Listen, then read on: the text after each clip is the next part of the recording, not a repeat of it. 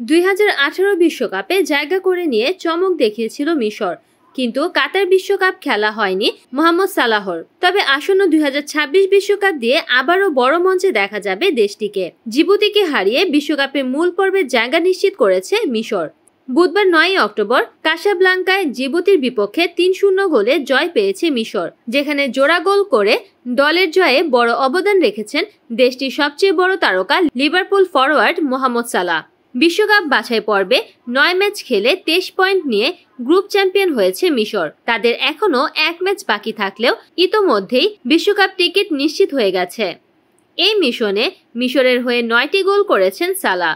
এবারের বাছাই পর্বে আফ্রিকার অঞ্চলে সালাহই সর্বোচ্চ গোলদাতা। চতুর্থবারের মতো বিশ্বকাপের টিকিট পেল মিশর। 1934 সালে প্রথমবার বিশ্বকাপ খেলেছিল তারা। এরপর 1990 ও 2018 বিশ্বকাপের সুযোগ পেয়েছে।